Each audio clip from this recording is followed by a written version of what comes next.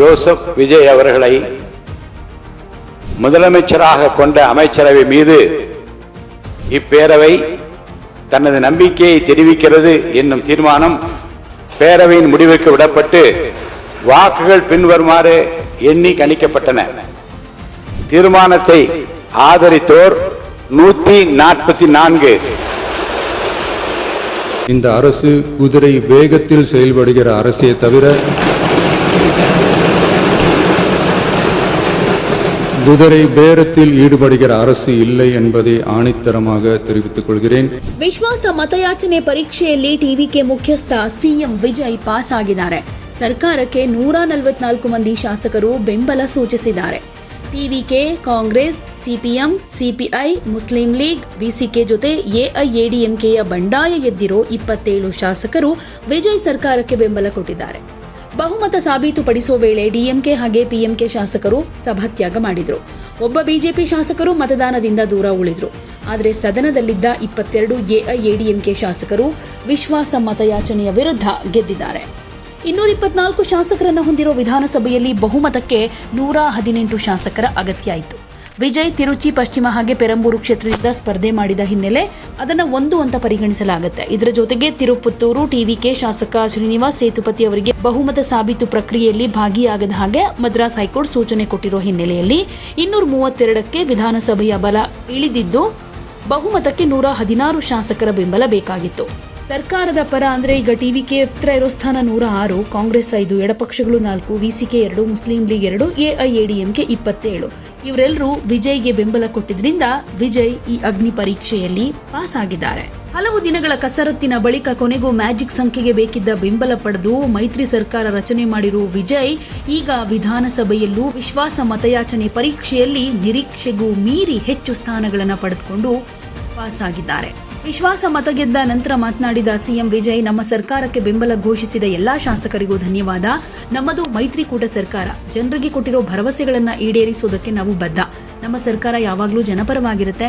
ನಮಗೆ ಯಾರ ಮೇಲೂ ದ್ವೇಷ ಇಲ್ಲ, ದ್ವೇಷ ರಾಜಕಾರಣ ಮಾಡೋದಿಲ್ಲ. ಮತ ಹಾಕಿದವರು ಹಾಕ್ತೇ ಇರೋರು ಅನ್ನೋ ಭೇದ ಭಾವ ಇಲ್ಲ. ಪೆರಿಯಾರ್, ಕಾಮರಾಜ್, ಅಂಬೇಡ್ಕರ್ ತತ್ವದ ಅಡಿ ಕೆಲಸ ಮಾಡ್ತೀವಿ. ಜಾತಿ ಧರ್ಮ ಅಂತ ಪರಿಗಣಿಸದೆ ಜನರ ಅಭಿವೃದ್ಧಿಗೆ ಶ್ರಮಿಸ್ತೀವಿ. ತಮಿಳುನಾಡು ರಾಜ್ಯದ ಸಮಗ್ರ ಅಭಿವೃದ್ಧಿಗಾಗಿ ಕೆಲಸ ಮಾಡ್ತೀವಿ ಅಂತ ಹೇಳಿದ್ರು. மாண்புமிகு பேரவைத் தலைவர் அவர்களே, திரு சி ஜோசப் விஜய் அவர்களை முதலமைச்சராக கொண்ட அமைச்சரவை மீது இப்பேரவை தனது நம்பிக்கையை தெரிவிக்கிறது என நான் மொழிந்துள்ள அரசினர் தீர்மானத்தின் மீது அனைத்து கட்சிகளை சார்ந்த மாண்புமிகு உறுப்பினர்கள் தங்களது கருத்துக்களை தெரிவித்து தீர்மானத்தை ஆதரித்தும் எதிர்த்தும் உரையாற்றியுள்ளனர். உரையாற்றிய உறுப்பினர்கள் அனைவருக்கும் என்னுடைய நன்றியை முதற்கண் தெரிவித்துக் கொள்கிறேன். இந்திய தேசிய காங்கிரஸ் கட்சி சார்பாக உரையாற்றிய மாண்புமிகு திரு சே ராஜேஷ்குமார் அவர்கள் தீர்மானத்தை வரவேற்றதோடு மட்டுமல்லாமல் மதசார்பற்ற அரசுக்கான ஆதரவு என கூறினார்கள். நிச்சயமாக இந்த அரசு மதசார்பற்ற அரசாகத்தான் செயல்படும் என்கிற உறுதியை தெரிவித்துக் கொள்கிறேன்.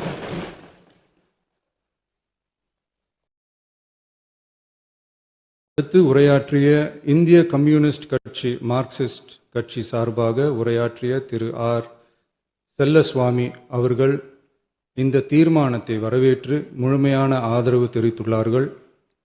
விடுதலை சிறுத்தைகள் கட்சி சார்பாக உரையாற்றிய மாண்புமிகு உறுப்பினர் திரு வன்னி அரசு அவர்கள் உரையாற்றுகையில் நம்பிக்கை வாக்கெடுப்பில் வெற்றி பெற்று இந்த அரசு 5 ஆண்டுகள் தொடரும் என நம்பிக்கை தெரிவித்தமைக்கு என்னுடைய நன்றியை தெரிவித்துக் கொள்கிறேன்.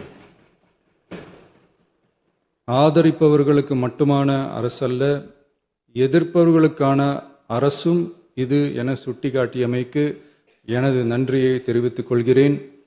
முந்தைய அரசுகளால் கொண்டு வரப்பட்ட முக்கிய மக்கள் நலத்திட்டங்கள் தொடரும் என்ற உறுதியை தெரிவித்துக் கொள்கிறேன். இந்திய யூனியன் முஸ்லிம் லீக் கட்சியின் சார்பாக உரையாற்றிய மாண்புமிகு திரு ஆமு ஷாஜகான் அவர்கள் தீர்மானத்தை வரவேற்று வரலாற்று சாதனை இந்த அரசு படைக்கும் என வாழ்த்தியுள்ளார்கள். மாண்புமிகு உறுப்பினர் திரு எஸ் காமராஜ் அவர்கள் தீர்மானத்தை வரவேற்று உரையாற்றியுள்ளார்கள். இந்திய கம்யூனிஸ்ட் கட்சி சார்பாக உரையாற்றிய மாண்புமிகு திரு ராமச்சந்திரன் அவர்கள் தீர்மானத்தை வரவேற்று பேசியுள்ளார்கள். தேசிய முற்போக்கு திராவிட கழகத்தின் சார்பாக உரையாற்றிய மாண்புமிகு உறுப்பினர் திருமதி பிரேமலதா விஜயகாந்த் அவர்கள் உரையாற்றுகையில் எதிர்க்கட்சிகளை எதிரி கட்சிகளாக நினைக்காமல் எங்கள் அரசு செயல்படுவது குறித்து குறிப்பிட்டு வாழ்த்து தெரிவித்தமைக்கு என்னுடைய நன்றி. மேலும் ஓரிரண்டு கருத்துக்களை தெரிவித்து தெளிவுபடுத்த வேண்டுமென்று கேட்டுக்கொண்டார்கள். I will rethink about it. தமிழ்நாட்டை ஆண்ட பல்வேறு கட்சிகளை சார்ந்த அரசுகள் இந்த நாட்டு மக்களின் நலனை முன்னிலைப்படுத்தி தீட்டிய திட்டங்கள் சமூக நீதிக்கு முன்னுதாரணமாக திகழ்ந்து நிறைவேற்றப்பட்ட சட்டங்கள் எங்கள் கட்சியின் கொள்கை தலைவர்களின் எண்ணங்கள் என இவற்றை மனதிலே கொண்டு எங்களுடைய ஆட்சி நடைபெறும் என்கிற உறுதியை மட்டும் தெரிவித்துக் கொள்கிறேன். பாரதிய ஜனதா கட்சி சார்பாக பேசிய திரு எம் போஜராஜன் அவர்கள் நடுநிலை வகிப்பதாக தெரிவித்து உரையாற்றியுள்ளார்கள். பாட்டாளி மக்கள் கட்சியின் சார்பாக அடுத்து உரையாற்றிய மாண்புமிகு முனைவர் திருமதி சௌமியா அன்புமணி அவர்கள் உரையாற்றுகையில் விவசாயிகள், இளைஞர்கள், மகளிர் நலன், மது ஒழிப்பு குறித்து செயல்படுத்தப்பட வேண்டிய திட்டங்கள் குறித்து குறிப்பிட்ட தீர்மானத்திலிருந்து விலகி நிற்பதாக தெரிவித்துள்ளார்கள். மகளிர் பாதுகாப்பிலிருந்து தவிர எந்த அரசு இம்மியளவும் இடம் தராது.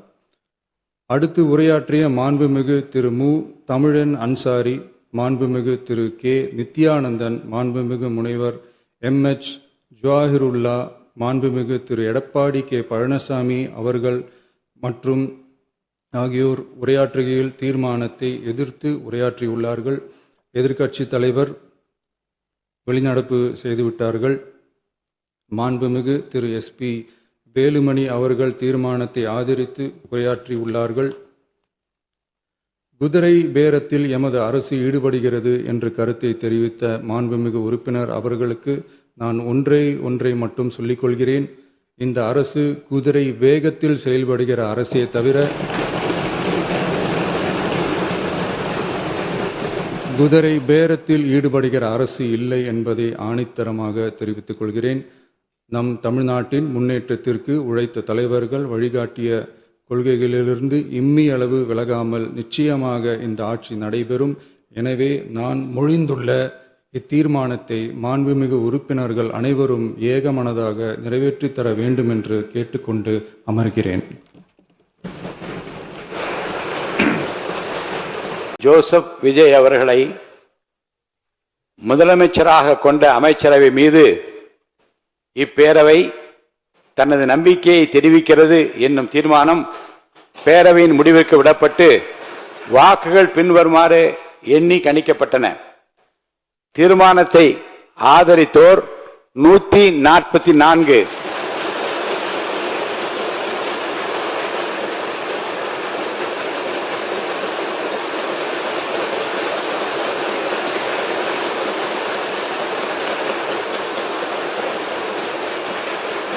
தீர்மானத்தை எதிர்த்தோர் 22, நடுநிலை வகித்தோர் 5.